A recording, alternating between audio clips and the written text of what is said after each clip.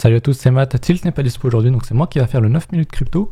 Et on commence tout de suite avec la news que vous avez sans doute dû voir passer sur internet avec Binance et donc CZ qui était présent à Paris pour parler d'un investissement de 100 millions d'euros avec du coup Cédric O, un représentant de l'État français qui est chargé de la transition numérique et aux communications électroniques. Et donc voilà, on parle d'un investissement de 100 millions d'euros, de l'ouverture d'un centre de recherche à Paris ou dans le sud, avec un incubateur de start-up et bien sûr une recherche de talents via Binance Academy. Donc ils sont potentiellement prêts à dénicher, à embaucher des talents français si jamais il y en a. Et il le dit, hein, c'est sans doute le gros objectif de Binance, parce que l'argent est long, mais les talents c'est tout de suite plus compliqué à trouver. Donc c'est pour ça qu'il fait ce genre d'investissement. Donc 100 millions d'euros, je pense que c'est quand même assez bénéfique pour le marché crypto et pour la sphère française aussi. On n'oubliera pas de noter que Binance n'a toujours pas le statut PSAN. Alors est-ce qu'ils sont en train de douiller pour l'avoir parce qu'ils posent 100 millions sur la table? Comment ça va se passer? Je sais pas trop. Mais ça sent un petit peu la douille cette histoire. Je sais pas si vous avez vu certaines réactions sur Twitter. Mais voilà, je pense que y a des choses qu'on nous dit pas. Que Binance va essayer de tricher un petit peu ou je sais pas trop comment ça se passe. Parce que d'un côté, on a Binance qui pose 100 millions. Le gouvernement est en mode super, c'est sympa. D'un autre côté, il chie un petit peu sur voilà, les propositions qu'avait fait Pierre Persson, donc qui est je vais dire ministre, qu'il n'est pas ministre, il est député, à propos de la fiscalité des crypto-monnaies et plus les entreprises qui sont dans le secteur crypto qui ont beaucoup de mal à se développer. Donc c'est assez bon, c'est de la politique quoi. On va pas, voilà, c'est de la politique grosso modo. Donc voilà, c'est à peu près tout ce que je voulais évoquer aujourd'hui. On reviendra sur ce graphique plus tard. On va revenir tout de suite du coup sur Binance, sur TradingView. Donc bon, pas trop de changements hein, depuis le temps. On est toujours en train de consolider sous résistance, ce qui je le rappelle est une très bonne chose si on veut casser. Alors bien sûr il va nous falloir voir du volume, d'ailleurs je l'ai désactivé, je vais le réactiver. Ce qui n'est pas forcément le cas maintenant, on verra en daily. Pour moi si on fait ça, c'est vraiment très très bon. Si on fait ça, on peut voir venir chercher à minima la target ici, un 272, voire même aller chercher beaucoup plus haut. J'ai noté les 100 000 en target parce que c'est forcément un gros chiffre rond qui fera parler si jamais on l'atteint. Donc à surveiller. Sur BTC en daily, j'ai pas trop de choses à noter. C'est plus sur le H4 que j'avais déjà évoqué depuis 2-3 jours. Et ce fameux range que j'avais noté ici. En cassant un coup en bas, donc on piège les vendeurs, on piège ensuite les acheteurs. Avec ce fait cette réintégration, on fait beaucoup de mèches, hein, j'en avais pas parlé, mais voilà, grosse mèche ici. Là, on fait une avalante baissière, on inverse, avalante haussière. On vient chercher des bas, des mèches, encore une énorme mèche ici, encore une mèche. Là, donc ça fait beaucoup personnellement. Je suis assez neutre dans ce range, honnêtement. J'ai dit, si on casse définitivement le haut, je suis bullish. Je pense qu'on va sur un ATH et qu'on risque de péter très fort. Par contre, si on casse ce plus bas là, voire même celui-là, si voilà, on va être un peu plus réserviste, je pense qu'on ira chercher les 53 000, comme je l'avais évoqué. Du coup, ici, sur Kingfisher, on a beaucoup de liquidités ici qui sont disponibles. Hein, donc, en gros, de 46 à, je dirais, même 53, 54, il y a beaucoup de liquidités. Donc on m'avait demandé rapidement comment fonctionnait ce truc-là. Donc ça te montre en fait, alors c'est des niveaux de liquidation potentiels parce que en fait c'est calculé avec les gros achats qui passent. Avec le volume acheté market et vendu market, ça te pose des niveaux de liquidation théoriques. Okay, donc c'est pas forcément là où il y a des stop loss, c'est théorique, c'est calculé avec les leviers du coup.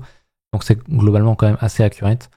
Et voilà, c'est tout, on voit très bien que ici, il y a beaucoup de stop loss du coup potentiel. Alors stop loss et liquidation du coup un total d'une position et que donc il y a potentiellement du coup beaucoup de liquidité et donc les market makers ont tout intérêt à aller venir chercher ces gros clusters pour pourquoi pas repartir derrière.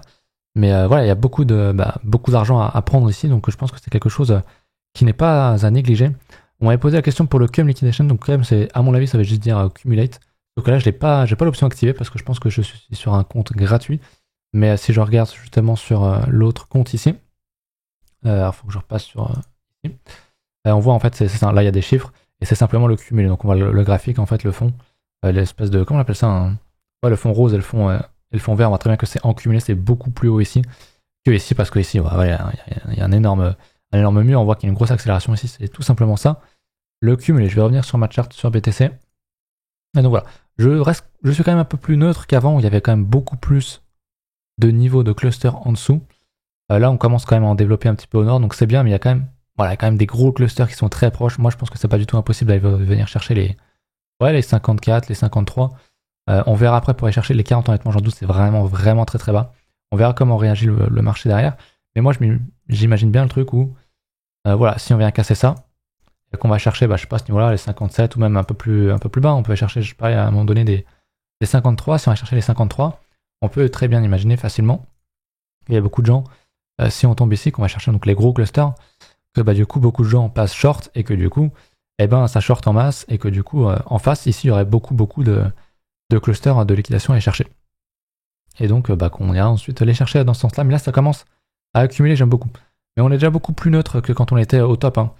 Souvenez-vous, quand on était là, je disais ça sent le fake out parce qu'il y a vraiment beaucoup d'argent à aller chercher en bas. On allait les chercher, maintenant on est en train de range. À voir. Je suis quand même neutre, mais je ne serais pas étonné qu'on aille chercher un point en bas. Ça fait un petit peu, soit ça monte, soit ça descend, j'en suis bien d'accord. Mais c'est ça le trading. Tu vas attendre tes confirmations. Et pour moi, la confirmation à la hausse, c'est si on casse ce niveau-là. Et si on casse en bas, je chercherai quand même des achats, mais plus bas. Tout simplement. Donc voilà. Voilà pour BTC. On va du coup aller sur Ethereum.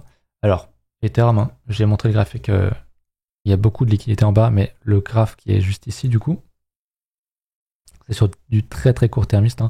Entre 2007 et... Bon, alors c'est 6000, mais on voit que le gros niveau ici, tu as 4300 en gros, et 4300 quand on regarde la courbe, c'est quand même pas très très loin. 4300, c'est là où j'ai mon curseur. Donc ça paraît pas du tout impossible de revenir sur ce niveau-là. On rappelle qu'on a cette grosse tasse à séquence qui a été déclenchée, qui pour moi qui est déclenchée, il y a un achat à faire. Mais si on va sur ces zones-là, pour moi c'est des achats potentiels avec des stops proches. Et derrière tu rides un fort momentum haussier. Et c'est juste worse pour moi. Donc voilà, Ethereum très très bullish. Encore une fois, hein, ça se voit avec les indices. Je vais y revenir rapidement, mais voilà, le total 2 qui est extrêmement bullish, qui fait exactement le même pattern. Je m'attends vraiment, je le redis depuis 2 jours, mais à un très fort momentum haussier sur les alts. Si on regarde la dominance inversée, voilà, on est toujours dans ce range hein, que j'évoquais. Si je peux le tracer, ça serait bien. Voilà, ce gros niveau ici et ici. On est toujours dans ce range. Je pense qu'on en sortira à la hausse. Et donc la Bitcoin dominance, la vraie du coup, c'est le même graphe mais inversé. Hein. Si on casse ça en bas, voilà, pour moi c'est vraiment to the moon sur les alts, sur les sheets, ça va vraiment péter très très fort. Ethereum et tout devrait péter. Et quand on voit les structures des alts, franchement, ça m'invite à penser qu'on va connaître un truc assez fou dans cette fin d'année, ou plutôt en 2022. Au moins début 2022, donc je me répète un petit peu. Mais c'est important parce qu'en vrai, on le voit déjà, hein, tous les jours, j'ai un sheet qui explose, là c'était le Kyle, et il est en train de faire une mèche parce qu'il était un peu plus haut tout à l'heure. On avait ça hier, je parlais du GOM, je parlais de je sais plus quoi, du Ensure. Aujourd'hui, on a aussi le SLP. Je sais que beaucoup de gens sont assez bearish là-dessus, pour des raisons fondamentales, parce que c'est assez déflationniste à mort. Mais le fait est qu'on a une structure bullish, donc moi, ici, il y a un bon niveau à repayer ici ou ici. Bon, il y a une bonne zone à repayer si jamais on y retourne. Parce que voilà, on casse un range. On pourrait me voir un double bottom ici, il n'y a pas de problème. Avec un gros volume. Donc pour moi, si on le confirme, c'est un achat. C'est un renfort. Tout à fait possible, le SLP qui est vraiment très très sexy. Voilà pour ça. Sinon, je vais pas reparler vraiment de Bitcoin niveau order flow depuis longtemps parce qu'il n'y a pas grand chose qui se passe. Depuis plusieurs semaines, on est globalement assez plat sur le funding. Donc pareil, pour moi, je pense qu'on n'est pas dans un moment d'euphorie absolue. Donc je laisse la porte ouverte à la tâche, il n'y a pas de problème. L'open interest se stabilise et je pense que ça devrait vraiment exploser sous peu. Donc voilà. Au niveau des alts, est-ce que j'ai un autre truc qui a pété? Je crois pas. Vous m'aviez demandé beaucoup d'alts dans la vidéo d'hier, donc je vais regarder ça pour dimanche avec Tilt. Et pourquoi pas sur ma prochaine vidéo altcoin. Donc voilà, écoutez, j'espère que vous avez kiffé la vidéo. N'hésitez pas à me le dire, n'hésitez pas à mettre un petit commentaire pour, je sais pas, si vous avez des questions pour demain pour Tilt, parce que normalement il fait sa vidéo demain. Et puis voilà, écoutez, on se retrouve très bientôt avec Analyse Bitcoin, altcoin, vos alts, donc n'hésitez pas à en reproposer encore. Bien sûr, venez sur Discord, checkez la description, et puis on se retrouve très très bientôt. Salut.